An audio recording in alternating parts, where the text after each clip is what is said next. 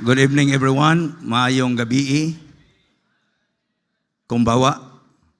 Maayong gabi. Yeah. But anyway, salamat sa privilege. It's been a long time nga nagkailam sa inyong pastor. Actually, ang akong trabaho sa una, before ko nagtrabaho, ang hanap buhay na ko ay hanap patay. I belong to Funeral Home. Trabaho ko sa mo nang hanap buhay na ko hanap patay. Kay kung walay patay, di mi mabuhay. So, anyways, inyong pastor, bata pa ko, nakakita na ko ni sa Cebu. In fact, nakadungan mi katug dito sa balay ni Pastor Arnold Tangob, ako maguwang. We are 4 pastors in the family. Pastor Arnold, Pastor Rami Oroquita, Pastor Dennis North Cotabato Makilala, and I'm the youngest of all the Tangob. Tangob man ko, kay Tangob, di mi tag-iyas Tangob, pero ang amog yung apelido Tangob. Ako'y kamanghuran. I'm the youngest of the 10 sibling. Youngest, and I'm the cutest too. Makita mo sa akong mga igsoon sa tinuod, ikagi pinaka-cute. Bitaw. Anyway, nagtrabaho ko karon sa Bible Believing Grace Baptist Temple sa Danao. Pamilyar mo Danao, mao nay lugar ni Durano. And si Durano, igagaw tagsa ni Duterte. So naagibalay si Duterte dito sa Danao. So na popular ang Danao, dili na lang ako basta Danao, popular na siya nga lugar sa Cebu. Kung maadto mo Cebu, wata kay balo nga maadto mo makabisita, you're welcome to stay with us. Amen? Welcome mo stay dito sa Danao. And 1999 gitawag ko sa Ginoo. Surrender ko sa Ginoo 1999, and until now nagpabilin ko, nagpadayon mi sa among pagsimba diha sa lugar sa Danao City, Cebu. Unya kanang 10 sibling, unya kanang ug akong istorya, akong life as testimony, at least maistorya na ko ninyo, ay kabalaka sa preaching, mubo ra ko moali. Amen? So ay kabalaka, makauli mo sa inyong balay o sayo. Kay kung akong tas-uni, basig din ako kabalik diri. So mao na, careful kayo ko sa pag-preach sa anywhere I go. Napo mi ko igsuon, pero namatay akong papa, 2 years old pa ko. Without that, na-raise ko nga way papa. Mao na kamo mga bata diri, mga young people nga namoy papa, napamoy kumpletong mama, pasalamatin na ninyo.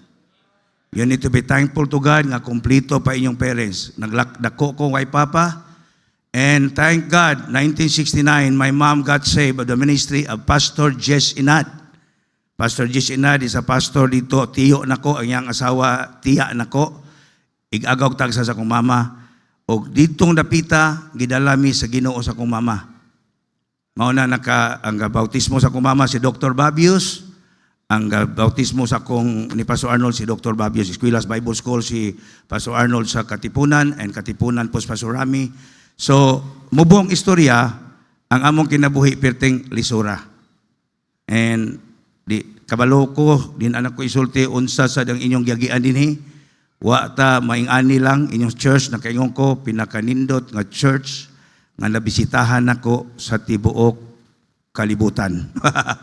Tinuod, nakaadto kog Amerika, nakaadto kog Japan, nakaadto kog mga churches, pero pagkanindot sa inyong simbahan. O nakaingon ko mga igsoon, what a privilege nga nakabisita ko dinhi, nga nakakita ko unsa ang panalangin sa Dios. Amen? This is not to praise your pastor or family of the pastor o ninyo. This is for the glory of God. And I'm also a musician. Nakakita ko sa mga violins diri. Nakaingon ko, wow, kanindot kung ang mga churches ang ani. Amen? So, perting nindota mo, and privilege kayo mo nga naamo din sa ining church. Before I kanang wali kong short message, I asked my wife to come. Di ni siya may mong kanta. Anya akong daughter, mao ni among singer sa among music ministry. Ako sila pawiton na short kuan lang gyud, pagkantahon ako sila to be preparation for the preaching. And my wife is already 59 years old. Di ko mauwaw. Almost hapit na ni sa triple citizenship. Amen? Philippine citizen, hapit na ma-senior citizen, and of course, citizen in heaven. Amen? But, sa tanaw, 40 years na mi. 40 years na mi nag-uban. So in marriage, you experience engagement ring, sa ceremony, wedding ring, and after sa ceremony, supper ring. So, nag-supper na mi for 40 years, and then, kamo diha mga young people ay mapagdadali kay mo supper gid mo. Hope this song will be a blessing.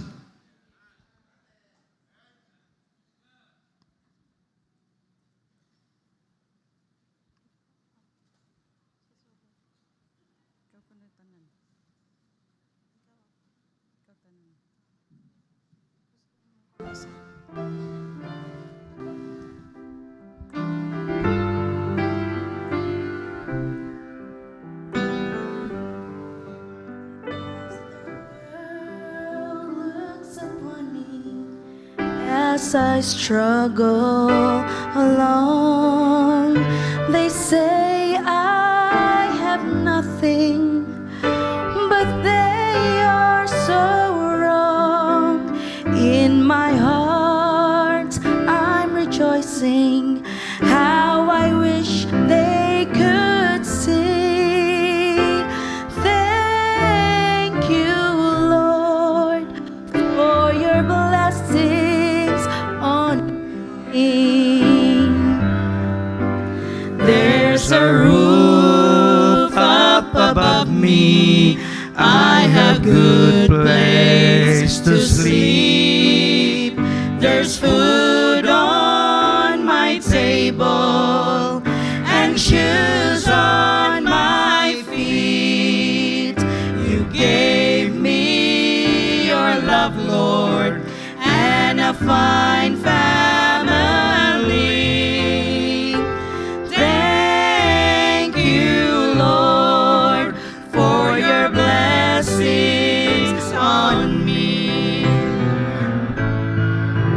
Now I know I'm not wealthy, and these clothes, they're not new.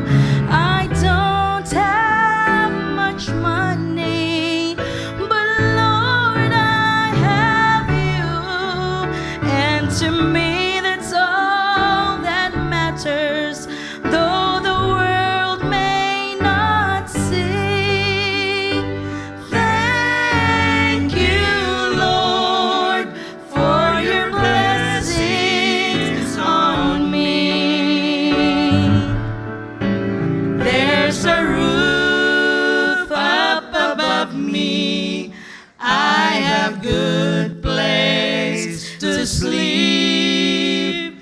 There's food on my table and shoes on my feet. You gave me your love, Lord, and a fine family. Thank you, Lord, for your blessings on me. Thank you, Lord, for your blessings on me.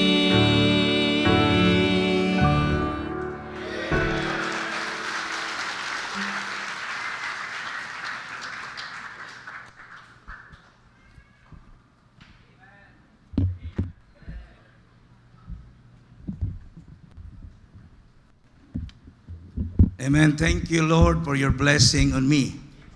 Salamat ang maigsoon nga kitang tanan gi-bless sa Ginoo.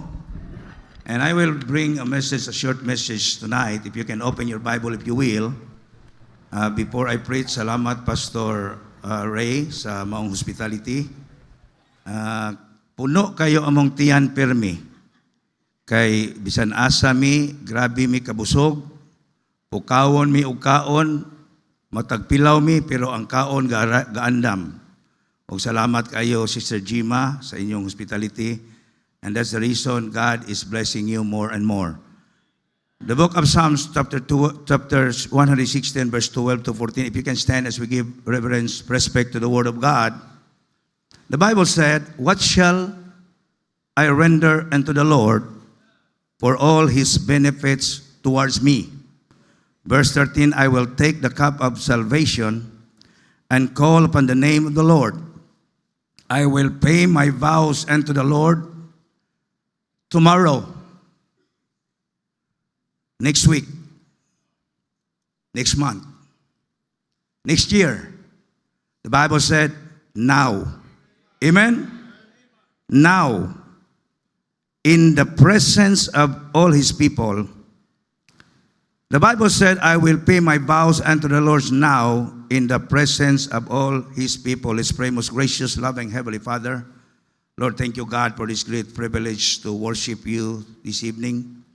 Thank you, Lord, for this church. Lord, just to sit down and see how you bless this church, Lord, it is a blessing that we can come here and be with this church, Lord, Pastor Ray.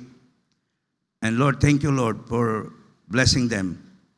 And this is for your glory and honor. We praise your name. Bless your messenger and your message. In Jesus' name, amen. Thank you, and please be seated.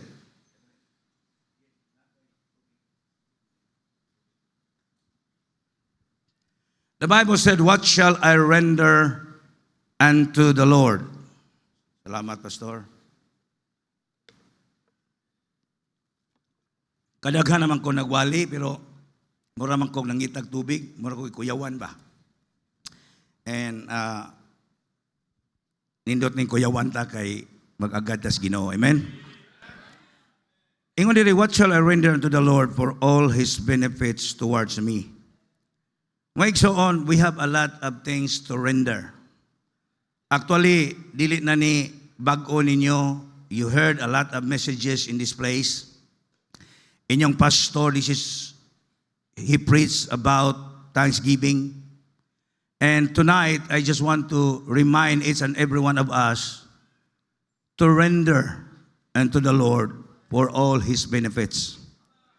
Daghan kay tag benepisyong gihatag sa Dios. Amen? Unahon na to, sa di pa ko malimot, atong istoryahan, atong kaluwasan, salvation is a free gift from God. Dili na nato, we are not saved by tradition. We are not saved by the church name. Amen? We are not saved by gitawag good works. We are not even saved by good looks. Bisag unsa pa mo kagwapo, gwapa. Amen? Kaya kung masave pa ta sa good looks, duha rami mo adtog langit diri. Si pastor ug ako. Of course, apilon niyo si pastor, dili lang ako. Pero salamat ang salvation gihatag sa Ginoo, walay bayad. And He's the only way, the truth, and the life. Supposed to be siya ang atong gitawag top priority in our lives. To render. Amen? Pangutan-o na to, unsa ang atong i-render sa Ginoo sa mga benepisyo nga gihatag kanato. Ug din amo ka-count sa mga blessing nga inyong naangkon. Amen? Wamsan maingon i-count yung problem, mo may kantang count your problems, name them one by one, count your blessing. Dili pwedeng ipon ang problema. Amen? Kaya kanang problema, naana pirmi. Gatuo siguro mo nga kaming mga pastor, wa mi mga problema, hastan, daghana, uli man gyud ako magpastor, kay pag pastor sa akong maguwang, pag edad niya, pag abot og 5 years sa ministry, upaw. Pastor akong maguwang na pod sa Orokita, sa Bugo pa na siya sa una, pag abot og 10 years. Pastor Dennis, sa North Cotabato, mag-anhian na every conference ninyo din. Pag abot og about 12 years, pag ingon ako, tanaw na ko nila, niya atong mga panahon na, kumplito kong buhok. Nakaingon ko, nganong ako maningkwaon akong pagkagwapo. Di mahimo. Dugay na kong gitawag sa Ginoo before pa 1999, wa gyud ko mo sugot. Kaya ba mo sinitabo? Akong asawa na ay gitawag og nasakit siya block sa heart, mitral valve prolapse, heart blockage. Amen? Daghang kayong tambal, ginom. Unya, mga igsuon, sultihan ta mo, katuo ko, dili ko kaanak og akong kamanghuran nga laki, 27 years na karon. Pero pag surrender na ko sa Ginoo, by the grace of God, wa mo agig operation akong wife. Nawagtang ang iyahang block sa heart, sukad nga ni surrender ko sa pagkapastor. Pero ministry, mga igsuon, basig mo ingon mo nga mahadlok mo maadtong ministry, sultihan ta lang mo, you need to love your pastor and also the pastor that are here or ministry. Because ministry is a lonely life. Wa mo lumukhibaw. Sultihan ta lang mo, at least makaampo mo na mo o sa inyong pastor. Lonely. Pero mga igsuon, dili mi kabiya. Amen? Kay gitawag mi sa Ginoo. Mao na yung mga upaw mami, mga pangag, whatever happen, mga igsuon, padayon mi. Pastor, madiscourage man na nga lonely. Kami ra din sa ministry, kami ra na sa ministry, may nakibaw. Amen? Kami akong wife, 40 years na mi, okay, bawa kas 40 years, grabe ang struggle, 40 years? Hala ka diha. Pastor, di mo mag-away ha. Kapit kada adlaw, ga-away. Pero di mi mag-away, di mi kabot og 40 years. Kaya nakita na ko ng away-away nga mga magtiayon, nagbuwag. Mao na, kinahanglan gyud ang magtiayon mag-away. Amen? Mao na kamo mga young people, ay gyud mo, pagdali nga, mangandoy ko, maminyo ko, ayaw mo pangandoy dayon. Akong anak, 30 pila na edad ni mo, Jiraidel? 35 years old, dalaga pa. Pero, maminyo na karong Marso. At least, wag yung kabot ko rin kaya ako mag-inar ko mga anak na, anak, gusto ko maminyo mo ha, og 40 years old. Akong kamagwangan na minyo pila, 39, 38. Wag yun masugot sa akong hangyo nga 40, pastor. Si Ray 35, 36 na karong April. Wag gyapon maabot 40 kay akong gusto gila maminyo sa 40 years old. Kamo po na maminyo mo 40 years old. Maigsoon og atong hisgutan ang panalangin sa Dios. Amen. Daghan kay tang i-render sa Ginoo sa mga panalangin. Amen. Ingon siya, I will offer unto thee the sacrifice of thanksgiving. I will call upon the name of the Lord. Amen. Daghan kay ta. First of all, mga igsoon, sa ako nag-ingon nyo, before ko malimot, ang kaluwasan gihatag sa Diyos, wa na to gitawag bayre, wa ta maning kamot. Sa kinabuhing sa chaos, mingon si sa chaos, ikat-kat siya, kay gusto siya mutanaw ni Jesus Christ, o kay bawa sa si Jesus Kristo, manluluwas. Amen? Kay balo siya nga, ang kaluwasan, naalang ni Jesus Christ, mikat-kat siya sa sycamore, the story, kay bawa mo sa story, mga bata, kay bawa mo anak. Gusto siya mo, tanaw ni Suki, hindi na siya ka, sulod. Pero pagkat-kat niya si Komoro, ningon si Jesus, kakita siya, Jesus knows everything. He is omnipotent God, omniscient God. He knows everything. Pag mingon siya ni Zacchaeus, kanaog. Amen? Ngano gipakanaog mo siya, pastor? Gusto ang Ginoo nga mo kanaog ka, mo paubos ka, una ka, maluwas. Di mo luwas ang Ginoo nimo kung naa ka sa taas. Amen? In fact, the Bible says in 2 Chronicles 7:14, if my people which are called by my name shall humble themselves first. By the way, prayer meeting tonight, you cannot pray without humbleness. You cannot seek God's face without humbleness. You cannot turn from your wicked ways if you are not humble. But if you are humble, you can pray, you can seek God's face, you can turn from their wicked ways. Then will I hear from heaven and will forgive their sins and will heal their land. Mga igsoon, kanang kaluwasan, we are ahead of Zacchaeus. Nga mikat-kat, nang iningkamot pa siya maluwas. Pero ikaw, karong panahon na, nakadawat na ka, whatever happened to this earth, whatever happened to calamity, mga watakibaw, because our life is just like a vapor that appeareth for a little time. Watakibaw, kanusa? Pero, musugot ka sa dili, kung ikaw tinuod nga luwas. Tinuod ha, I'm not talking about dili tinuod. Kung tinuod kang luwas, you will go to heaven. Amen? Imong tanawan mga igsoon, what shall I render unto the Lord for all His benefits towards me? Amen? Let's talk about render. Amen? Atong istoryahon unsa ang pag-render nato sa Ginoo. Unsa ato render? Render unto the Lord. Let's talk about that everything belongs unto the Lord. Solomon explained that heavens and earth cannot contain God, cannot control or means control God. Everything belongs. Tanang nakita na ko dinhi, tanang nakita na to sa mga panalangin nga inyo na angkon, everything belongs. Watay ato. Mao na unsa man inyong i-render sa Ginoo. Amen. Unsa ibalik ba? Ibalus. This is just reminded sa inyo kay balo ko daghan na more kadungog about Thanksgiving. Amen. Unsa number 2, let's talk about His benefits. Mga benepisyo nga gihatag sa Dios kanato. Daghan kayo mga benefits. Amen. Kana lang mga igsoon, ingon bitaw si Pablo, gitagaan siya og blessing. Ingon siya, not because I desire a gift,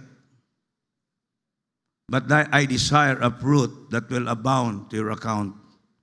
Nakita na ko unsa ni ka-missionary nga church. I believe in mission. That mission is still the heartbeat of our Lord Jesus Christ. Amen. Mo na maigsoon, kinahanglan kita sa benefits nga gihatag sa Dios, we need to be involved in God's ministry. Mo involved ta. Ibaw ko kanirang yung simbahan na nakita na ko by the grace of God, glory to God. Karon ako nakabalo nga katuod ako usaray day service sa Sunday. Tinuod gid ay duha oy. Kay karon lang kining Thursday evening, puno-puno naman gani mo. Amen. Mga simbahan biya karon mo bisita ko mga churches mga Wednesday kay sagara Wednesday kamo, Thursday man inyo dire. Mga Wednesday service din ako kakitag mga tao, mga Kristohanon nga nagsimba sa Dios. Gamay na lang kaayo. Nakabisita ko Amerika, hala, napo na lang. Pero ang sod sa simbahan, 500 kabuok ang mga bangko, napo na lang manimba. Wan ay manimba niya, manimba mga tiguang na. Salamat to na mga young people. What a blessing! Nga kamo mo ipaglaom, kamo mo sumusunod sa ministry nga gisangon sa Dios ninyo dinhi sa tubod. Amen. Mo na may benefits, mga benepisyo. We need to what? Involve in God's ministry. Benepisyo sa Ginoo, involve ka. Lipay ko na yung mga musician din ni kanindo tan-ahon. Tagsa na ko kitag mga churches nga naay mga gitawag musician nga naas tubangan. Nya di pa tumao, I believe sa Sunday mudaghan pag ito. Thursday evening. Kaingon ko, wow Lord, thank you Lord. Sige lang ko pasalamat. Makita ko sa mga gisoroy ko ni pastor sa inyong lugar diri, kanindot ko pasalamat. Igo na ko pasalamat. Ginoo, thank you. Thank you Lord for the blessing. O mapadayon ko Ginoo kay by the way, di na to ikasina ang panalangin. Kay naay panalangin nga kang pastor, naay panalangin ako, nasa inyo.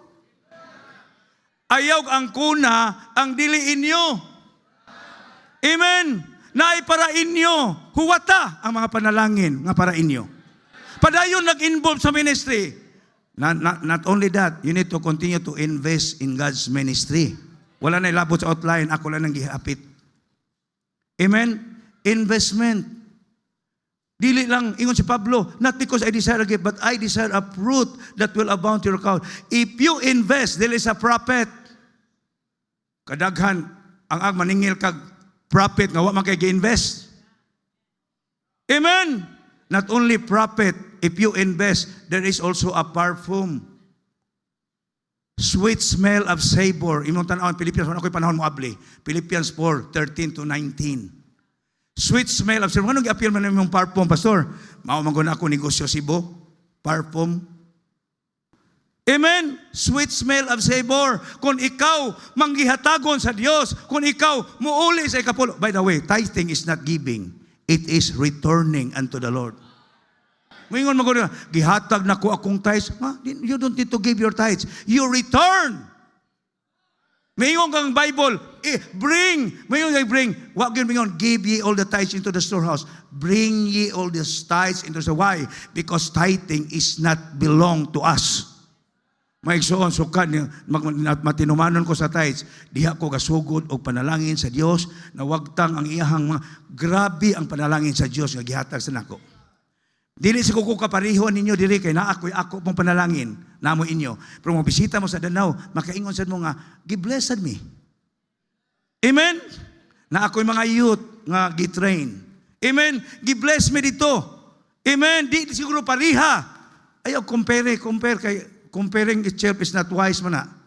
Yang sama na is not wise. Bugo man na mag-compare ta. Di ta magbinugo. Amen. Maikson, if you invest what? There's a profit. Ikaduha, what? There's a perfume. Bisag, di pa ka maligog usa ka tuig. If you're investor in God's ministry, humot ka kayo, humot. Amen? Not only that, ingon Philippians 4:19, but my God shall supply all your need according to His riches and glory. Ayaw jud og claim anang bersikulo ha, kundi ka manggihatagon sa buluhaton sa Dios. There is a prophet, there is a perfume, and there is also what? Provision. God will supply all your need. Usahay, magunahon na ta, Pastor, wa lagi ko ani. Need raman nimo. Unsa may need? Unsa ingon ang Bible sa Mateo, kitudloan ng mga disciple. Dugay na kay kuy mga disciple. Wa kalibutan unsaon ang mga need. Give us this day our daily need, daily bread. Pangkaon, mga pagkaon matag adlaw. Usay malimot naman ta tungod kay gisuplayan naman ta. We have also a Bible college sa Danau. Ay kabala ka hapit ako mahuman. Ay di maabot alas 7 human ako. Kay bisan pag di ko mahuman ani akong outline, undangon ko ni. Amen. Ay kabala ka. Maigsoon, everything belongs unto the Lord. His benefits. Amen. If we want to count the blessing of the Lord, they will be numerous. There are so many things that we can take for granted, but it should not be so. Dili unta na nato himuon. God has blessing us with so many gifts. He give us the gift of life. Amen. Number last mga igsoon, let's talk about towards me. That's the last message. Unsa ti una? Unto the Lord, everything belongs unto the Lord. Ikaduha, the benefits that He gave to us. Number 3, this is towards me. Ayaw pag-ingon sa imong silingan or ayaw pag-ingon sa imong kuan. This is, let's make this personal. Personal ni. What niyo towards you, towards us, towards me. Ako. Ikaw ra pud sa imuha. Amen. Has God, makapangutan nata, has God done anything for me? Pangutan na imong kagulingon. Has God done anything for me? Sometimes we may feel like God does not know anything about us. But this is not true. For even the very hair of our head, He counts them and He can name them all. He can name us all. God has done many things for us, whether we realize it or not. His blessings toward us are new every morning. Day by day, He cares for us. Let us never doubt His loving kindness. Amen. Lamentations chapter 3, verse 22 and 23. It is the Lord's mercy that we are not consumed because His compassions fail not. They are new every morning. Great is thy faithfulness. Psalms 23, and I close my Bible now. Psalms 23, verse 1 to 6. The Lord is my shepherd. I shall not want. He maketh me to lie down in green pastures. He leadeth me beside the still waters. He restoreth my soul. He leadeth me in the paths of righteousness for his name's sake. Yea, do I walk through the valley of the shadow of death, I will fear no evil. Why? For thou art with me. Thy rod and thy staff, they comfort me. Thou preparest a table before me in the presence of thine enemies. Thou anointed my head with oil. My cup runneth over. Now, this is a blessing from you, for you and me. Surely goodness and mercy shall follow me. Amen. Anywhere you go, nahihigayon, usahay, nga hapit na tamaligsi, pero gitukmod ta. Wa way nahitabo na to. Because if you are faithful in the Lord's work, if you are faithful sa pangalagad sa Diyos, surely goodness and mercy shall follow me. Mulakaw ka, usahay sa itong paglakaw na imong struggle, problema. Paul experienced a lot of struggle. Paul experienced a lot of shipwreck, but he said, but none of these things move me. Neither count I my life unto myself, so that I might finish my course with joy, and the ministry which I have received the Lord Jesus to testify the gospel of the grace of God. Sometimes mulakaw ta problema, gatuok ka way problema, bisan unsa pa ka bless. By the way, ang blessing is not only material blessing. It is also, it is not only kanang money, mga igsuon, nga gipanangina ka daghang kwarta. Di na mo importante nga dakong panalangin. Ang panalangin, mga igsuon, bisag unsa pa ka kasimple, ang gipuy-an nimo dili manindot. Pero kung naa kay Ginoo, bastante na. Ang Ginoo mag-uban nato, surely goodness. Ug naay problema pagsulay usay mo abot sa atong kinabuhi, lingi lang, goodness napakadiha. Nga maingon siya nimo, napapadayon lakaw, okay ra ka. How about your mercy? Okay ra gyud ka. Padayon, dakaybaw ko na problema ka. But surely goodness and mercy shall follow me. Not only today, not only tomorrow, not only next month or next year, all the days of our lives. And the Bible said, I will dwell in the house of the Lord forever. Every head bow, close your eyes. No one moving before the pastor will come. The piano maybe play very softly. Mga igsoon, the Lord speak to your heart, what shall I render? Unsa kaha akong ibalo sa Ginoo? Sa mga benepisyo nga iyang gihatag kanako, I will give it to your pastor. The invitation, I don't know what you need tonight, but if God speak your heart, be honest. Thank you, Pastor. Can you please stand and bow your head and close your eyes? We will make this invitation. I know God speaking to your heart. What shall I render unto the Lord for all His benefits toward me? Thank God for our salvation. Our God, He died on the cross to save us. Kung wala si Kristo mamatay sa cross, padulong ta sa imperno. Salamat sa Ginoo sa tanang butang ay ang gihimo sa atong kinabuhi. What shall I render unto the Lord? God wants you to serve Him, your service to the Lord. If God's speaking to your heart, why you will not come? Come to the altar and thank God. Lord, salamat kayo sa akong kaluwasan. Salamat, Lord, for the privilege you have given me to serve you. Thank you, Lord, for my privilege to share the gospel. What a great blessing. You come. If God's speaking to your heart, why you will not come? Come to the altar and kneel down and be thankful to the Lord and ask God that God will continue nga magpanalangin sa imong kinabuhi. Now, Christian, wata kabalog yun, kanusara, aharataman ang atong kinabuhi. Aba natong hinumduman, nga tanang butang atong nakitaan, na angkon, na dawat. Because God is good. We need to be thankful to the Lord. And we need to serve God. Usara gid ang atong kinabuhi. Ang imong pag-alagad sa Diyos, nagsugod when you come. And asking God, His grace, His mercy. Dili ta kahimo sa pagpangalagad sa Ginoo without the grace of God. The grace of God, it will start. Bawang your pagpaubos, pag-ani sa tubangan, may ka, Lord, I want to serve you. Our Heavenly Father, thank you so much, O God, sa imong pulong, kahamong dadunggan. Salamat, Lord, nga wala man nimo pakyasa sa among giampo. Nga you will speak to our hearts this evening, O God. Salamat sa imong alagad nga imong gigamit. Pastor Bibi Tangob, Lord, continue to bless him, O Father, his ministry, his church, and his family. Thank you, Lord, sa mga tao, they came forward, they prayed, they knelt down. I know, God, there was something ibutang nimo sa ilang kasing-kasing. Lord, thank you so much for our salvation. Thank you, Lord, for this church. Salamat, Ginoo, nga dunay mga iglesia dinhi. Nga dili kami makapangalaga diha kanimo, Lord. Tagay kalipay ang matag usa ka kasing-kasing. At kamo isa sa among paguli, this word of God, nga among nadunggan, dili mo balik nga kawang.